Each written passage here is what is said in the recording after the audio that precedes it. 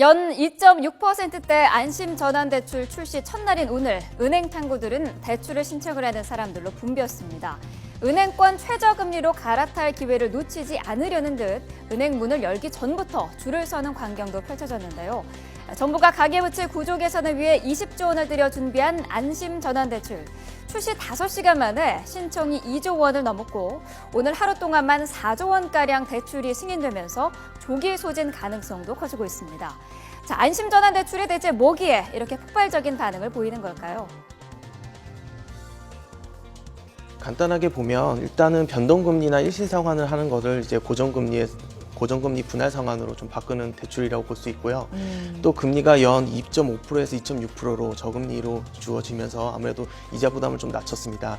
또 만기 10년에서 30년까지 그래서 좀 기간을 길게 두었고 중도상환 수수료도 최대 1.2% 정도로 해주면서 아무래도 이제 대출 부담을 좀 낮추겠다라는 어떤 정부의 의지가 아닌가 이렇게. 네, 주택담보대출 평균 금리가 연 3.5%니까요. 2.6%면은 0.9%포인트가 줄어드는 셈인데요. 2억 원을 대출받는 사람이 안심전환대출로 갈아타면 한 해 180만 원의 이자액을 절감할 수 있습니다. 하지만 조건을 제대로 알지 못하고 갔다가는 헛걸음만 하실 수도 있으니까요. 꼼꼼히 따져보고 가셔야겠습니다. 자, 우선 일시상환이 분할상환으로 바뀐다는 부분이 중요할 텐데요. 그동안은 이자만을 갚아왔다면 안심전환대출은 원금도 함께 갚아나가야 한다는 겁니다. 특히 신청 다음 달부터 원리금을 상환해야 한다는 설명을 듣고 놀라는 분들이 많다고 합니다. 창구에서 좀 이렇게 옆에서 취재를 좀 해봤는데 상담을 오래 하시다가 안 되겠네요 하고 가시는 분들이 굉장히 많습니다.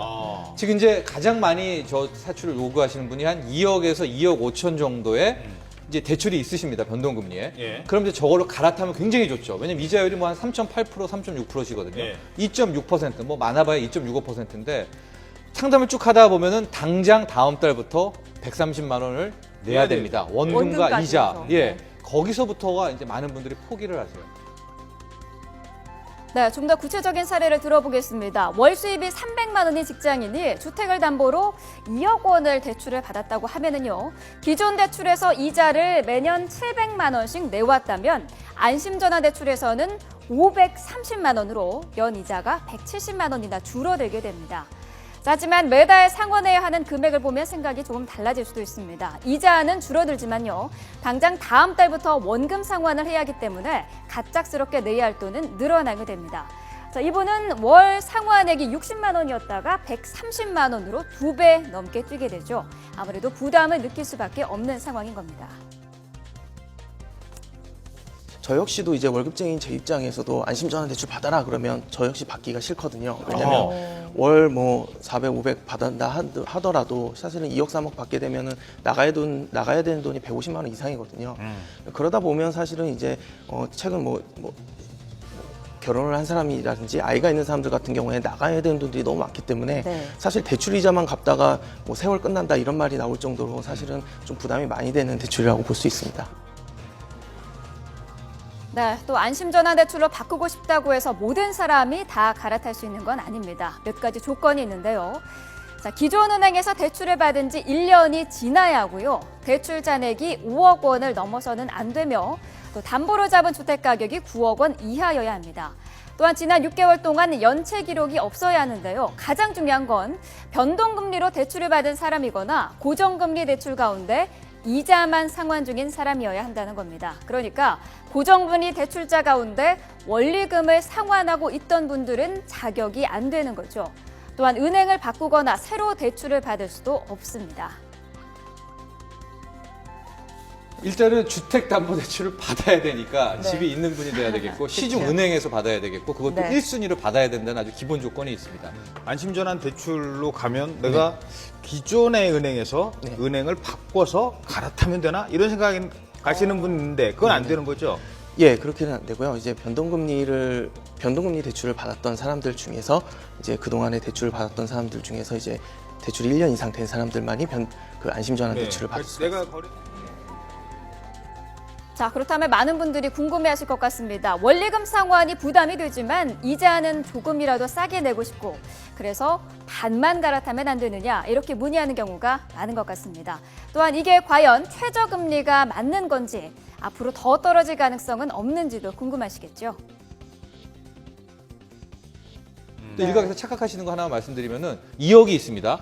1억은 안심전환 대출로 바꾸고 1억은 기존의 이자만 갚고 이런 생각을 하시는데 안 됩니다. 안 돼요. 왜냐하면 1순위 대출이어야 되기 때문에 몽땅 다 대출 받은 1순위를 다 전환해야 됩니다. 네. 그러니까 여기에서 많이 좀 상심하시고 가셔서 첫 번째 지금 나오고 있는 것처럼 원리금 상환 능력이 정말로 중요합니다. 그리고 두 번째가 바로 이제 또 내려가면 그렇죠. 어떨 또 거냐. 내려가면 이제 말이야. 다음 달, 다다음 달 이게 20조니까 매달 5조씩 쪼개질 텐데 네. 다음 달에 기준금리가 또 인하했다. 그럼 지금 이제 2.6%인데 이게 뭐 한 또 2.4%짜리가 나오게 되면은 어쨌든 0.2% 포인트라고 해도 크지 않습니까? 원금 상환 능력이 떨어지는 저소득층이나 농협이나 새마을금고 같은 제2금융권에서 대출받은 농어민들은 제외가 돼서 항의 전화가 뒷받치고 있다고 하는데요. 이러다 보니 안심전환 대출이 과연 가계부채 구조를 개선한다는 정부 목표에 맞는 정책인지 의문이 제기되고 있습니다. 매달 이자뿐만 아니라 원금까지 상환할 능력이 있는 중고소득층에게만 유리하다는 겁니다. 제1금융권에서 돈 빌리신 분들은 상대적으로 여유가 있어서 가계부채 1,100조 중에서 그나마 악성이 안 될 분들이 있어요. 그런데 지금은 이분들 중을 구제하고 이분들 중에서도 정말 여력이 있는 분들을 구제하는 상품이 나왔단 말이죠. 이거는 실은 조금 이 목적이 안 맞습니다. 그래서 제가 또 다른 이제 2차 안심전환 대출이 나온다면 이번에는 이금융권에 가가지고 그분들 막 지금 6%대, 5%대 많거든요. 이분들을 좀 싸게 고정금리로 유도하는 이런 상품을 좀 개발했으면 좀더 서민들을 어떨까? 위한. 그렇죠. 네. 이게 더 맞습니다. 네, 원금은커녕 이자만 갚기에도 버거운 저소득층에게는 그림의 떡인 안심전환 대출. 올해 공급 물량으로 책정된 양은 20조 원입니다. 금융당국 관계자는 예상치 못한 흥행으로 20조 원이 조기에 품절된다면 예산 추가 편성을 통해 2차 안심전환 대출을 출시할 수 있다라고 설명을 했는데요. 가계부채 구조 개선이라는 목적에 맞게 꼭 필요한 사람이 안심하며 이용할 수 있도록 좀 더 세심한 정책이 필요해 보입니다.